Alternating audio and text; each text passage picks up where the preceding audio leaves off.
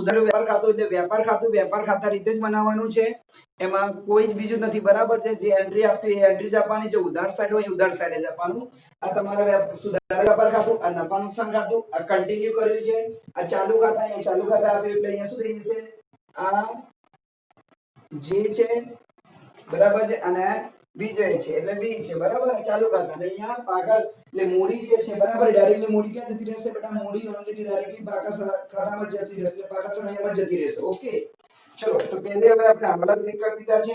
Amla click કર્યા પછી તમે ડાયરેક્ટલી શું કરશો બેટા, ઓકે, આમલા ક્લિક કર્યા પછી ડાયરેક્ટલી હવે એન્ટ્રીઝ આપીશું। આમલા આપણે ઠીક થઈ ગયા છે તો એન્ટ્રી આપીશું। ચલો એન્ટ્રી પણ યાદ રાખજો, ઉધાર હોય ઉધાર, અને જો ચેન્જ કરો તો માઈનસ, ગમે તે થઈ જાય, ભૂકંપ પણ આવી જાય ને આ સાઈડ દેખાય છે ઉધાર સાઈડ નું, બરાબર। આ ઉધાર દેખાય છે બેટા, ઉધાર ઉધાર એ ઉધાર સાઈડ મૂકજો, બરાબર છે। જમા સાઈડ મૂકતા નહીં, બરાબર, નહીં તો લોચા થશે, કહેતા નહીં।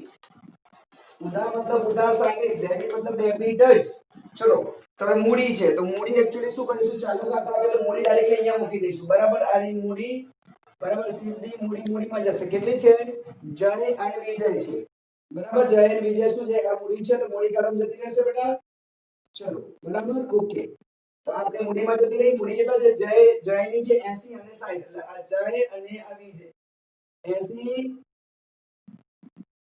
અને 60 એટલે થઈ ગયું 1,40,000। આ મૂડી ડાયરેક્ટલી ત્યાં, એમ તો મૂડી આપણે અહીંયા લખતા પણ અહીંયા ચાલુ ખાતા બનાવ્યા છે એટલે સીધી મૂડી પાકા સરવાળામાં મૂડી દેવામાં જશે, જમા સાઈડ આપી છે, બરાબર છે। ચાલુ ખાતા, હવે ચાલુ ખાતા તમને શું આપી છે કે જયની જમા સાઈડ, એટલે ચાલુ ખાતા જે સાઈડ મેં તમને શું કીધું, આ એકાઉન્ટ એકદમ સિમ્પલ છે। જમા મતલબ જમા સાઈડ જ લખો, જમા એટલે રાઈટ હેન્ડ સાઈડ કહેવાય, બરાબર। રાઈટ હેન્ડ સાઈડ, જે રાઈટ હેન્ડ સાઈડ આપીને રાઈટ હેન્ડ સાઈડ લખો, અને જે લેફ્ટ હેન્ડ સાઈડ આપીને લેફ્ટ હેન્ડ સાઈડ લખો, બસ સિમ્પલ છે। તો આમાં તમને શું કીધું છે, ચાલુ ખાતા તો જયની જમા સાઈડ છે તો અહીંયા લખશો, બાકી આગળ લાવ્યા, કેટલું છે ચાલુ ખાતા 20,000, તો 20,000 થઈ ગયું, અહીંયા ડેશ, નાની ઉધાર બાજુ આપી છે તો લખો અહીંયા બાકી આગળ લાવ્યા, કેટલું છે, તો એનું છે તમારે 5,000, તો અહીંયા 5,000, બોલો ક્લિયર થઈ ગયું, સિમ્પલ છે। જેની જમા સાઈડ આપી એટલે જમા સાઈડ એન્ટ્રી આપો, જેનો ખાતામાં એને ખાતામાં જ આપશો ને, તો જમા સાઈડ આપી તો જમા સાઈડ લખો, અને જેને ઉધાર સાઈડ આપી એને ઉધાર સાઈડ લખો। હવે આગળ તમે બધું, ચલો હવે આખર સ્ટોક, એક્ચ્યુઅલી આખર સ્ટોક બરાબર, આખર સ્ટોક તમને અહીંયા બેટા શું આપ્યું છે, ચાલુ ખાતામાં આપ્યું છે, બરાબર। આપ્યો હોય તો સીધો પાકા સરવાળામાં જતો રહેશે, ત્યાં નહીં જાય, એટલે કે અહીંયા નહીં આવે, બરાબર છે, વેપાર ખાતામાં નહીં આવે। આખર સ્ટોક કાચા સરવૈયામાં આપે તો સિમ્પલી ક્યાં જતો રહેશે, પાકા સરવૈયામાં તમારે જતો રહેશે, તો લખો કઈ બાજુ છે, અને ઓલરેડી મેં તમને કીધું કે ઉધાર મતલબ ઉધાર સાઈડ જ લખશો, બરાબર। એમાં કોઈ બે મત ના કરતા। ચલો તો આગળ સ્ટોક કેટલો આવે, 27,300, કઈ બાજુ છે, ઉધાર સાઈડ, મતલબ ઉધાર પેલી સાઈડ કહેવાય, તો અહીંયા લખી કાઢો આગળ સ્ટોક 27,300, બરાબર છે। આખો સ્ટોક દેખાય 27,300 લખેલો છે, દેખાય છે। ચલો વેપાર ખાતું આપ્યું છે તો વેપાર ખાતું અહીંયા કઈ સાઈડ આપી છે, જમા સાઈડ, તો જમા સાઈડ લખો, તો વેપાર ખાતું લખી કાઢો, અહીંયા બાકી આગળ લાવ્યા, કેટલું છે વેપાર ખાતું, જમા સાઈડ આપી છે કે 30,900, એમાં ભૂલ ના જ પડવી જોઈએ ને, ઉધાર મતલબ ઉધાર લખો, જમા મતલબ જમા લખો, એમાં ભૂલ ક્યાંથી આવે, બરાબર। ચલો હવે આવે હાથ પર રોકડ, મતલબ રોકડ સિલક, કઈ બાકી આપી છે, ઉધાર સાઈડ, તો રોકડા અહીંયા તો આવે નહીં, પાકા સમયમાં આવે તો લખો રોકડ સિલક અહીંયા, બરાબર। ઉધાર સાઈડ એટલે ઉધાર સાઈડ જ લખો ને, તો થઈ ગયું કે ઉધાર સાઈડ, હા ઉધાર સાઈડ એટલે 7,000, સોરી રોકડ સિલક તમને કેટલી આપી છે, 280, તો લખાય 280। ચલો પાર્ટી ઉઠી ગઈ લાગે, અને બેંકમાં ચા ખાતે બરાબર ને, ચાલી ખાતું કિલો બે આપણે ઉધાર સાઈડ છે લખો, બેંક બેલેન્સ કેટલા છે, 7,000, અને ફિક્સ ડિપોઝિટ બેંકમાં બાંધી મુદ્દતની છે 40,000, તો લખી કાઢો એ બેંકમાં શું છે, બેંક બાંધી મુદ્દત કેટલી છે, બેંકમાં બાંધી મુદ્દત 40,000, દેખાય છે। એટલે કોઈ દિવસ એમાં કોઈ સિમ્પલ છે, જે ઉધાર સાઈડ મૂકો ને, ક્લિયર, કોઈ ભૂલ ના પડે એમાં। ચલો આગળ પછી દેવાદારો, તો દેવાદારો ક્યાં છું, અહીંયા આવશે દેવાદારો, તો લખી કાઢી દેવાદારો પર હવાલો તો ભાઈ, ચલો દેવાદારો કેટલાના છે, 18,400 છે, ચલો 18,400 આવી ગયા દેવાદારો। પછી પગાર કઈ બાજુ આવે, પગાર નંદુમાં, તો પગાર નંદુ સાઈડ લખી દઈએ, પગાર નફા નુકસાન ખાતામાં આવે ને, પગાર ખર્ચા એ બધા નફા નુકસાન ખાતામાં આવે મારે. ઓકે, ચલો તો અહીંયા લખી દઈએ પગાર. પગાર છે 18,500. ચલો પછી હવે ફ્રી હોલ્ડ જમીન. તો ફ્રી હોલ્ડ જમીન કઈ બાજુ આવે? ઉધારી છે અહીંયા આવશે ફ્રી હોલ્ડ જમીન. ચલો ફ્રી હોલ્ડ જમીન કેટલી છે? 60,000. આ 60,000 બરાબર. ઉધાર હોય મતલબ ઉધાર સહી લખશો. પ્લાન્ટ અને યંત્રો, તો પ્લાન્ટ યંત્રો અહીં નીચે થશે એટલે હું ખાલી યંત્રો લઉં છું કારણ કે જગ્યા બરાબર બેટા 20,000 અને એના પર હવાલો પણ છે. ઉધાર મતલબ ઉધાર સહી. ફર્નિચર 5,000 તો એ લખી કાઢીએ ફર્નિચર 5,000 બરાબર. પછી કારખાનાનું ભાડાપટ્ટાનું મકાન, તો એ પણ આપણે શું કહેવાય છે? એક પ્રકારની મિલકત જ છે. તો અહીંયા લખી દઈએ કારખાનાનું મકાન કેટલું છે અને આમાં આંતરિક હવાલો છે એટલે 30,000 અહીંયા લખી રાઉન્ડ પણ કરી દો. ચલો 30,000. પછી 1/10 ના રોજ વિજય પાસેથી લીધેલી લોન કઈ બાકી આવી? જમા સાઈડ હોય તો જમા સાઈડ એટલે કયું કહેવાય? લીધેલી લોન એટલે વિજયની લોન. ચલો વિજયની લોન કેટલી છે? 30,000. તો એ 30,000 અહીંયા લખી કાઢો કારણ કે એમાં હવાલો હોય છે. ભાગીદારને 6% લેખે વ્યાજ આપવાનું હોય, નિયમ છે. ભાગીદાર લોન આપી મતલબ ભાગીદારને 6% લેખે લોન પર વ્યાજ આપવાનું એટલે આપવાનું. અને જમા બાકી આપી છે. જમા બાકી મતલબ બધી ગાંડાની જેમ પેલા સાઈડ તો ના લખાય, જમા સાઈડ મતલબ આ સાઈડ આવી જશે ને. હવે દેવાદારો પર વટાવ અનામત છે, એને રાઉન્ડ કરો, એને એન્ટ્રી નથી આપતા કારણ કે એના પર હવાલો છે. Again I am just saying દેવાદારો પર વટાવ અનામત છે બરાબર છે. વટાવ અનામત એ લોકો કીધું છે હવાલામાં જુઓ કે દેવાદારો પર વટાવ અનામતની હવે જરૂર નથી. એ હવાલો હું હમણાં જ કરાવી દઉં છું. જ્યારે દેવાદાર પર કાચા સરેમાં વટાવ અનામત આપી, બહુ લોંગ પ્રોસેસ છે પણ આપણે લોંગ પ્રોસેસ કેરી ઓન નથી કરતા, આપણે શોર્ટકટ જ કરીએ છીએ કે સીધી એને નન્નુમાં જમા સાઈડ કરી કાઢજો એટલે તમારી દેવાદાર વટાવ અનામત નીકળી જશે. એટલે તમે સીધી શું કરશો? એ હું હવાલો પણ જોડે જ સોલ્વ કરાવું છું. અગેન આઈ એમ સેઇંગ જ્યારે દેવાદાર પર વટાવ અનામત તમને આપી છે, ક્યાં આપી છે? દેવાદાર પર વટાવ અનામત તમને જમા સાઈડ આપી છે 380 બરાબર. અને જ્યારે જરૂર ના હોય એમ કીધું કે દેવાદાર પર વટાવ અનામતની જરૂર નથી એટલે એની સીધી અસર તમે નન્નુમાં જમા સાઈડ, અને યાદ ગોખી જ કાઢજો. લોંગ પ્રોસેસ છે પણ સિમ્પલ ક્યાં લખશો? જમા સાઈડ. અહીંયા નન્નુમાં લખી કાઢો દેવાદાર પર વટાવ અનામત, સીધું આ જમા સાઈડ એન્ટ્રી આપી દેજો. આ શોર્ટકટમાં જ છે, શોર્ટકટમાં જ છે બરાબર છે. યાદ રાખજો આ પોઈન્ટ, અગેન કહું છું યાદ રાખજો. લોંગ પ્રોસેસ કરતા સીધી ઈઝી પડશે બરાબર છે. ક્લિયર થયું?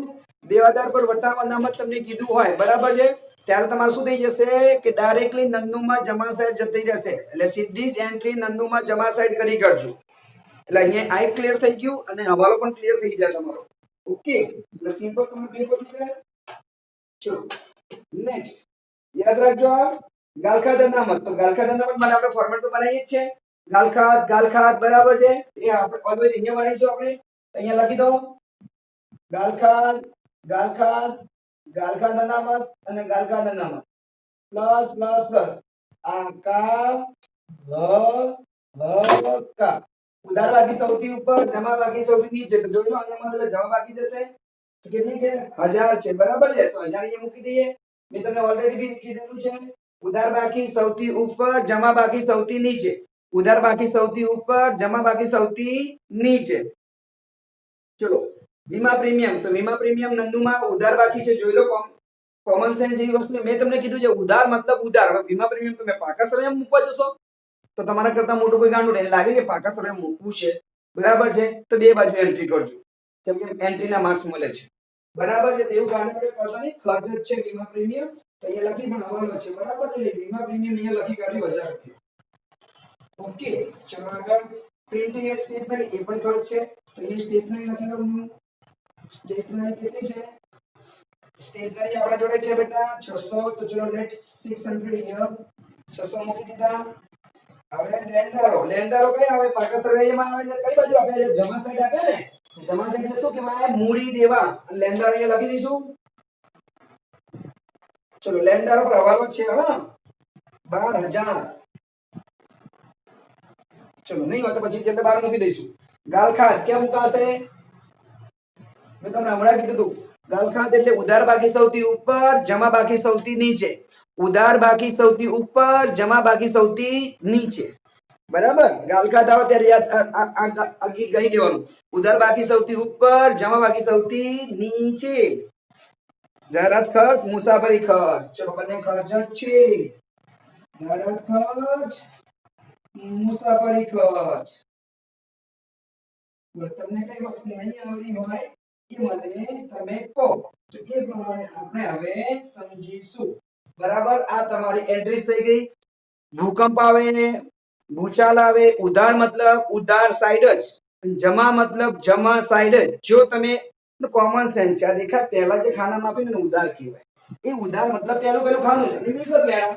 અને જમા મતલબ right hand side, right hand side, right hand side, right hand side અને મોડી દેવા. એમાં તમને કોઈ તકલીફ પડી હોય તો મને કહો તો હું તમને સમજાવી દઉં છું. પહેલો હવાલો આપણે જોઈશું. પહેલા હવાલામાં તમને શું કીધું છે બેટા? કે અગાઉથી ચૂકવેલ. અગાઉ શબ્દ એટલે માઇનસ. હું તમને પહેલા બતાવી ચૂક્યો છું. અગાઉ એટલે માઇનસ અને બાકી એટલે પ્લસ. ચલો ઓકે. આ એક વર્ડિંગ આપણે ઓલરેડી બોલી ચૂક્યા છે. હવે અગાઉથી તમે ચૂકવી દીધું તો અગાઉથી ચૂકવેલ મતલબ માઇનસ કરશો તો વીમા પ્રીમિયમ માંથી માઇનસ કરો તો વીમા પ્રીમિયમ ક્યાં હોય? નફા ખર્ચો છે. ખર્ચો ક્યાં લખીએ છીએ? તો કે નફા નુકસાન ખાતામાં લખીએ છીએ. તો ચલો નફા નુકસાન ખાતામાં જઈએ. આ રહ્યું. તો શું લખીશું અહીંયા? અગાઉથી ચૂકવેલ વીમા પ્રીમિયમ. અગાઉથી ચૂકવેલ વીમા પ્રીમિયમ કેટલું છે? 200 રૂપિયા. ચલો 200 રૂપિયા અગાઉથી ચૂકવેલ વીમા પ્રીમિયમ 800 આવી ગયું. ચલો હવે તમે અગાઉથી ચૂકવી દીધું છે તો ક્યાં લખશો? અહીંયા લખશો તો ચૂકવાનું બાકી છે, પણ અહીંયા લખશો તો અગાઉથી ચૂકવેલ વીમા પ્રીમિયમ થઈ ગયું. અને અહીંયા તમે શું કર્યું છે કે તો તમને ખબર નહીં પડે એટલે કદાચ સારું છે. ચૂકવી દીધું, અગાઉથી ચૂકવી દીધું મતલબ હવે લેવાનું થયું ને. કદાચ તમે કેન્સલ કરો તો પૈસા તમને પાછા મળે એટલે લેણા થાય. એટલે અગાઉથી ચૂકવી દીધું તો હવે શું કરશો? લેવાના. બરાબર? એ લખશો અગાઉથી ચૂકવેલ વીમા પ્રીમિયમ 200 રૂપિયા. ચલો ઓકે. હવે તમને આગળ આવી ગયા આપણે બીજું બે એન્ટ્રી થઈ ગઈ. Here and there. ચલો જય 2000 ની મૂળ કિંમતનો માલ તેના અંગત વપરાશ માટે ધંધામાંથી લઈ ગયો. ઉપાડ કહેવાય. અંગત વપરાશ માટે લઈ જાય તો ઉપાડ કહેવાય. ઉપાડ આપણે ક્યાં લખીએ? ઉધાર સાઈડ લખીએ. અને બીજું શું? ખરીદીમાંથી માઈનસ. એટલે ખરીદીમાંથી માઈનસ. બરાબર? ખરીદીમાંથી માઈનસ શું કરીએ કે ભાઈ આપણે ગમે તે માલ જાય તો આપણે ખરીદીમાંથી માઈનસ જ કરીએ છીએ. ઉપાડ થઈ ગયો હોય, બળી ગયો હોય, પૂરમાં તણાઈ ગયો હોય, બકરી ખાઈ ગઈ હોય, વોટેવર જેમ પણ માલ જાય આપણે શું કરવાનું હોય છે? આપણે માલ જાય એટલે શું કરવાનું છે? ઓલવેઝ ખરીદીમાંથી માઈનસ. તો તમે જોઈ શકો ત્યાં તો ખરીદી છે જ નહીં તો શું કરીશું? તો ત્યાં માઈનસ થાય તો બાજુમાં શું થઈ જાય? ઓપોઝિટ થઈ જાય એટલે પ્લસમાં લખાઈ જાય. એટલે આમાં છે ખબર પડી? ત્યાં ખરીદી નથી તો ત્યાં નથી તો શું કરીશું? ત્યાં માઈનસ કરીને એટલે શું કરીએ? આ સાઈડ પ્લસ કરી દો. આમ લખી કાઢો. બરાબર? ચલો લખીએ. બરાબર છે? અને જો તમારે લખવું હોય કે ભાઈ આગળ ખરીદી શકે તો ખરીદી લઈએ. ચલો લખી કાઢીએ ફિલહાલ તો, કારણ કે આ દાખલામાં છે. પણ તમારે અહીંયા ના લખવું હોય તો તમે અહીંયા કરી શકો છો. તો અહીંયા લખશો ઉપાડ લખી કાઢો. ઉપાડ કોનો છે? જયનો છે ને. કોણ લઈ ગયું છે? ભાઈ જય લઈ ગયો છે. ચલો કેટલાનો ઉપાડ છે? ઉપાડ થી ગયેલ માલ. બરાબર છે? 2000. બરાબર? 2000 લખી કાઢ્યું અને 2000 ક્યાં અહીંયા આવશે? બરાબર? ચાલુ ખાતામાં તમે શું આપ્યું? ઉધાર સાઈડ લખશો ને ઉપાડ ખાતે. બરાબર? જય છે. જયમાં લખી દેશો 2000 અને 2000. બરાબર? ચલો આગળ. 28/3/2017 ના રોજ 4000 ની કિંમતનો માલ શાક પર ખરીદ્યો, પરંતુ તેનું નામ ચોપડે લખાયું નથી. ભૂલી ગયા. ખલનાયક યાદ રાખવાનું. ખરીદી હોય તો લેંડા અને બાકી છે બાકી ભૂલમાં લખવાનું રહી ગયું મતલબ બાકી થયું તો બાકીમાં આપણે શું કરીએ? તમારે નોંધવાનો બાકી છે. બાકી એટલે શું થાય? પ્લસ ને. એટલે તમે ખરીદી નોંધવાની ભૂલી ગયા છો એટલે બાકી છે. બાકી એટલે ખરીદીમાં પ્લસ થશે અને લેણદારમાં પ્લસ થશે. કેમ કે ખરીદી વધે તો તમારે લેણદાર પણ વધે ને. તમે કોઈ ઉધાર માલ ખરીદ્યો હોય અને તમે ભૂલી ગયા હો તો તમારે શેમાં પ્લસ કરવાનો હોય? તો ખરીદીમાં પ્લસ કરવાનું. ફોર એક્ઝામ્પલ તમે 10,000 નો માલ ખરીદ્યો અને ભૂલી ગયા. તમને અચાનક યાદ આવે કે આ માલ પડ્યો છે, તમને ખરીદ્યો છે તો કેવું ખરીદીમાં લખવાનું રહી ગયું. તો ખરીદીમાં લખશો તો શું લખશો? કે ઉધાર ખરીદ્યો છે. તો કોણ પર લખશો? લેન્ડરોમાં લખશો ને. કારણ કે ખરીદી વધી તો લેન્ડર પણ વધી ગઈ. કારણ કે અહીંયા કીધું છે. જો ખરીદી જો શાક પર ખરીદ્યો તો શાક એટલે ઉધાર. એટલે લેન્ડર પણ થશે. એટલે ખલનાયક યાદ રાખવાનું. ખલ ગુંડો હોય ને ગુંડો એટલે ખલનાયક. એટલે આ તમને યાદ રહે બરાબર. ખલનાયક યાદ રાખજો. એટલે ખરીદી એટલે લેન્ડર. ચલો અહીંયા લખશો.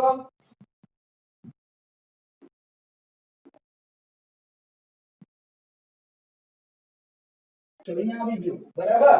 અને અહીંયા લખશો એટલે મેં લખી દઉં નોંધવાની બાકી ખરીદી ખલનાયક બરાબર. અહીંયા થઈ ગયું 16,000. ઓકે આ થઈ ગયું ખલનાયક ખરીદી લેણદાર. ચલો હવે આગળ વધીશું. ચોથો પોઈન્ટ જોઈશું. કુલ દેવાદારોમાંથી 400 નું લેવાનું ડૂબત છે, મતલબ ટોપી ગાલખાત છે અને બરાબર છે. અને તમારે શું કરવાનું છે? Just 1 minute. ચલો બેટા. તો કુલ દેવાદારોમાંથી એટલે ઓલવેઝ પેલા દેવાદારોની પ્રોસેસ કન્ટિન્યુ કરવાની, પછી આ ખાનામાં ખાલી જગ્યા ભરી દેવાની. એટલે કે જે ફોર્મેટ હોય ગાલખાત ગાલખાત ગાલખાત અનામત અને ગાલખાત અનામત વાળું. પહેલા તમારે શું કરવાનું? દેવાદારોની પ્રોસેસ કન્ટિન્યુ કરવાની. દેવાદારોમાં પેલા ગાલખાત ગણાય, ગાલખાત પછી ગાલખાત અનામત ગણાય, પછી જો હોય તો વટાવ અનામત ગણાય. એ પ્રોસેસ કેરી ઓન કરી લેવાની. તો પેલા દેવાદારમાં કેલ્ક્યુલેટ કરવાનું. ચલો તો આપણે દેવાદારમાં કેલ્ક્યુલેટ કરીએ. ક્યાં છે દેવાદારો? તો કે આ રહ્યા. તો પહેલા શું ગણવાની આવે? આપણે પહેલા આપણે અહીંયા ગાલખાત ગણવાની આવે. ગાલખાત ગણશો કેટલી છે? તો કે 400 જ છે. ચલો ગણી લીધી. તો કેટલી આવી? તો કે 18,000 આવી. ઓકે. હવે ગાલખાત અનામત તમને કેટલી કીધી છે? જો તો ગાલખાત અનામત આવી છે 5% કીધી છે. એટલે 5% એટલે કે 900 રૂપિયા આવે. તો આપણે અહીંયા 900 રૂપિયા આવી ગયા બરાબર. કેલ્ક્યુલેટર વર્ક કરી શકશો. 18,000 લો ગુણ્યા 5% દબાવો એટલે ઓટોમેટિકલી જવાબ આવી જશે. એની બાદબાકી કરશો એટલે 17,100 આવશે. હવે આ બે વેલ્યુ છે ને એ અહીંયા મૂકવાની. હવે આ બે વેલ્યુ તમારે ત્યાં મૂકવાની એટલે તમને આન્સર મળશે. તો કેટલા છે? તો કે ભાઈ આ 400 છે અને અહીંયા 900 છે. તો ત્રણેયનો પ્લસ કરો તો કેટલા થાય? તો કે 500 વધે બરાબર. આ બે નો પ્લસ એટલે કે 600 600 ને 1500 1500 માંથી 1000 એટલે 500 આવે. એટલે ખબર પડી? એટલે પહેલા અહીંયા દેવાદારો પર પૂરું કેલ્ક્યુલેટ કરવાનું અને આ બે વસ્તુ લઈને અહીંયા બે વચ્ચે મૂકી દેવાના. દેખાયા? બે વચ્ચે મૂક્યા ના રીતે. પછી આ બંને ત્રણનો સરવાળો દેખાય 1 2 3 add and fourth just do subtract એટલે કે માઈનસ કરો. તમને 500 જે આવે મળી જશે. હવે આપણે આગળ વધીએ. દેવાદારો પર વટાવ અનામતની જરૂર નથી. એ આપણે ઓલરેડી કરી કાઢી છે. જે આપણને વટાવ અનામત મળી હતી આપણે માત્ર નન્નુમાં જમા સાઈડ લખી દીધી. આપણો હવાલો ક્લિયર થઈ ગયો. એટલે પેલી એન્ટ્રી પતી ગઈ, આ એન્ટ્રી પતી ગઈ. ચલો પ્લાન્ટ યંત્રો પર 20% લેકે ઘસારો ગણો અને ફર્નિચર પર 5% કરો. Very good. પ્લાન્ટ યંત્રો પર કેટલા કીધા છે? 20%. એ લખશો ઘસારો એટલે કેટલા? 20% કરો તો કેટલા થાય? જો 4,000 થાય ને. કેલ્ક્યુલેટર વાપરતા રહેજો. ચલો અહીંયા લખશો. નુકસાન આવ્યું ને? તો નુકસાન ને હમણાં તમને કોન્સેપ્ટ સમજાવ્યો તો કેમ આપણે ટકા ઘસારો ગણીએ? નુકસાન બતાવવા માટે બરાબર.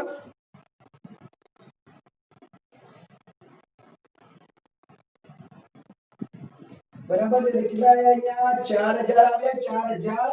ચલો બીજું છે તમને કીધું છે ફર્નિચર ફિટિંગ પર 5% લેગે. ફર્નિચર ક્યાં છે?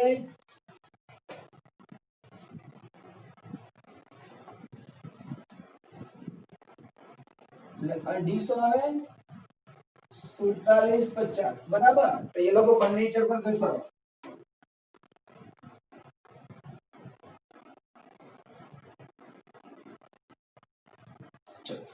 હવે આપણા હવાલા ક્લિયર થયા બરાબર. કોઈ હવાલામાં તમને લાગે તો ડુ કમેન્ટ. ચલો હવે આપણે આંતરિક હવાલામાં જઈએ. Let's see. પહેલું છે ભાડાપટ્ટાનું મકાન છે. કારખાનાનું ભાડાપટ્ટાનું મકાન. હવે તારીખ 31/2021 સુધી છે. પણ આપણું સ્ટાર્ટિંગ યર ક્યાં સુધી છે? આપણું સ્ટાર્ટિંગ યર 1/16/1/3/6. જો આપણું સ્ટાર્ટિંગ યર આમથી છે 1/4/16 થી છે અને અહીં એ લોકોએ કીધું છે કે 31/3/21 એ પાછે. ચલો કાઉન્ટ કરો. How many years? કેટલા થાય?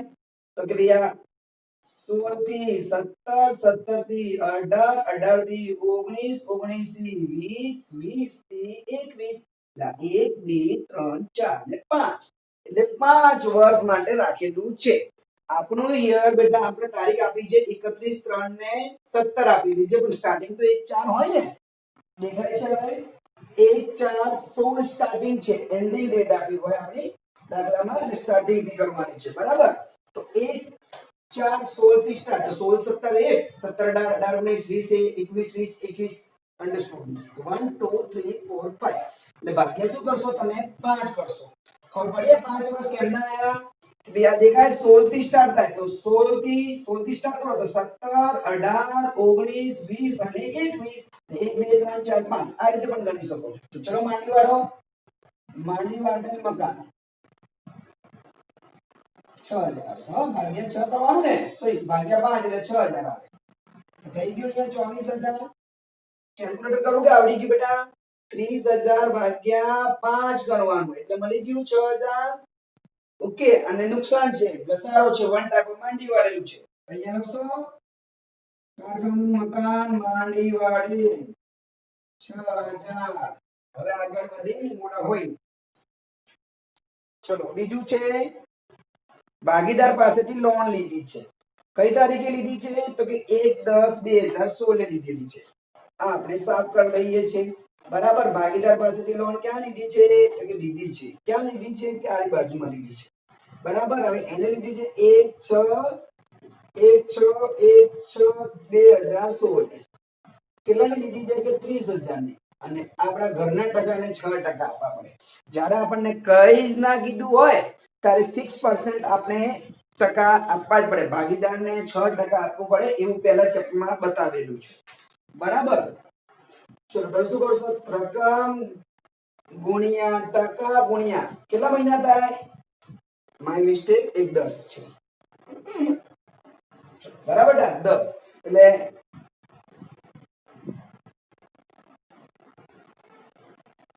Just 1 minute. તો જે કારખાનું છે, ઓકે સોરી, કારખાનાનો જે બીજી એન્ટ્રી એ અહીંયા નહીં આવે કારણ કે કારખાનો એ એકચ્યુઅલી શું કારખાનાને લગતા ખર્ચા એ વેપાર ખાતામાં આવે. મિસ્ટેક સોરી, કારખાનાને લગતા ખર્ચા ક્યાં આવશે? અહીંયા આવશે. એટલે કારખાના મકાન માંડી વાળે કારખાના ખર્ચ બરાબર એ મકાન બરાબર. ઓકે, કિલો હશે 6000. Very good. કારખાનો એકચ્યુઅલી ક્યાં આવશે? કારખાનાને ખર્ચ હોય ને આપણે ફોર્મેટ મોડે કરાવ્યું ત્યારે એમાં હતું. જેને પણ ધ્યાન દોર્યું વેરી ગુડ છે. ઓકે, ધેટ ઇઝ વોટ કે ભાઈ કારખાનાને તમને યાદ રહે કે સરે ભૂલ કરી હતી, નંદુમાં લખ્યું તો એકચ્યુઅલી કારખાનાના ખર્ચા વેપાર ખાતામાં જ આવે છે. દેર. ઓકે, હવે આપણે અહીંયા આવતા રહીએ. હવે એવું ચેટમાં કહેતું રહેવાનું, કોઈ વાર ભૂલ થઈ જાય. 1/10/2016 30 એટલે 1/10 એ 30 અને 6% લેગે. અહીંયા કેટલા મહિના? 6 મહિના. કે 10મો 11મો 12મો 1 2 3 6 મહિના. નીચે શું આવશે? 100 ગુણ્યા 12. હવે તમે એને કેલ્ક્યુલેટ કરો તો શું આવે? જો ગણતરી છે તમારો કેલ્ક્યુલેટર હોય તો મને કહો, નહીં તો હું તમને પછી કહું. હું તમને કહી દઉં 900 બરાબર. સાદુ cut cut cut cut cut થઈ ગયું. અને આ એક લોન નું વ્યાજ એ આમાં નહીં, આમાં ત્યાં જશે. યાદ રાખજો, મેં તમને કરેલું જ્યારે નાણાકીય ખર્ચા હોય તો મેનેજર નું કમિશન, પછી ભાગીદાર લોન નું વ્યાજ અને બધા વ્યાજ ત્યાં આવશે. બધી લોન નું વ્યાજ ત્યાં આવશે. બરાબર. ચલો તો એ લોન અહીંયા લખશું. બરાબર. અહીંયા લખો ચૂકવાનું બાકી વ્યાજ કેટલું છે? 900. એટલે 30 900 તમે અલગથી પણ લખી શકો છો ને. હા, અને અહીંયા આવશે ભાગીદારી લોન નું વ્યાજ. ભાગીદારી લોન નું વ્યાજ. બોલો ક્લિયર થયું? બોલો ક્લિયર છે? સિમ્પલ. કોઈ હવાલો અઘરો લાગ્યો હોય